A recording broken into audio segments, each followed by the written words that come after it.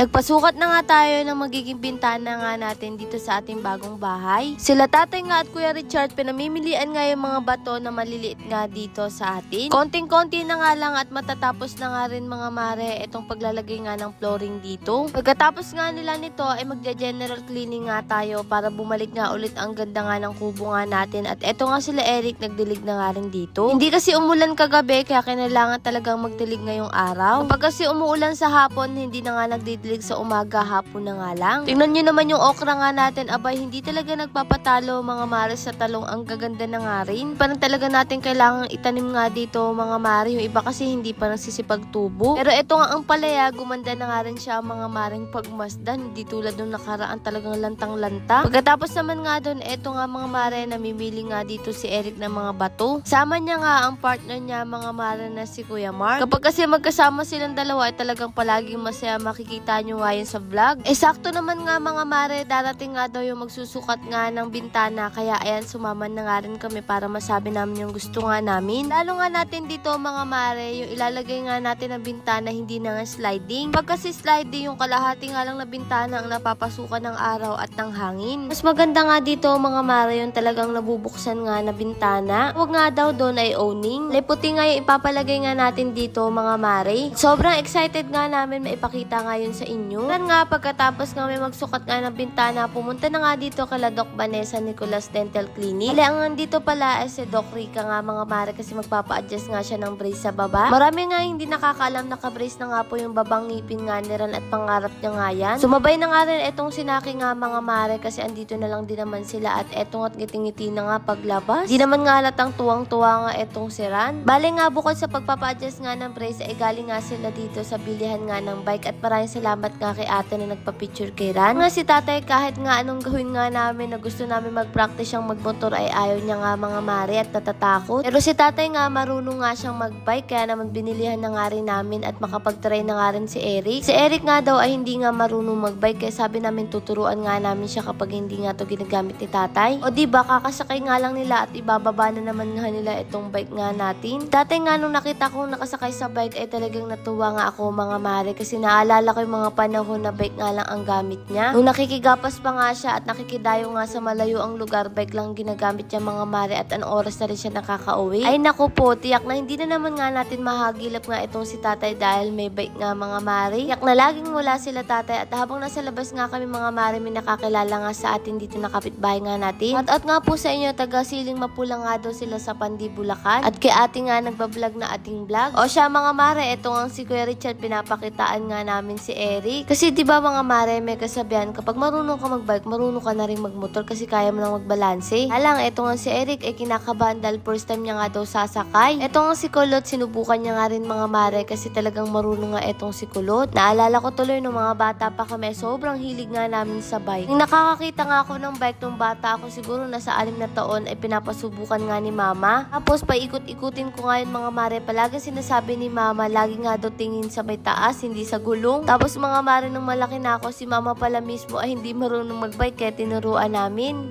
At eto't sa wakas si Eric na nga ang susubok, kinakabahan talaga siya mga mare. Nila kasi ay hindi nga pwede magbike kasi nga bundok. Meron lang sanang kalsada, tiyak marunong na nga etong si Eric at ayun nga sinusubukan pa kanya, kinakabahan at tawang-tawa pa. Pasasaan ba't matatapos at masasanay din naman nga siya mga mare. Kaya sabi ko hahawakan ko nga siya. At naman kasi tayo ay dumaan sa hindi nga tayo marunong magbike. Guro mga ilang araw lang ang bibilangin ay kayang-kaya na nga to kahit mag-isa siya. Sabi ko nga abay lumaki na nga si Gail nga mga mare. Susunod ay tiyak si Gail ang tuturuan nga namin magbike. Tawang-tawa nga kami dyan, paano ba naman pabaliktad yung ginagawa niya mga mare. Sabi niya nga mukhang hindi daw siya matututo pero sabi namin kaya niya nga yan. At eto nga si tatay, sinasabi ko nga sa inyo, umalis na naman nga. Okay lang naman nga na umalis si tatay kaya lang inaalala namin kung makainom siya tapos nga ay nakabike siya mahirap. Pero pag alis niya naman nga mga mare ay bumalik din naman siya agad. Siguro tinesting niya nga lang talaga yung bike. Ngayon ko nga lang din napansin na sira na yata mga mare itong kalan natin. Puro uling na nga yung kawali natin. Lord, maraming pong salamat sa lahat ng blessing at syempre sa inyong mga mare. Paano ba yan? Bukas na lang ulit.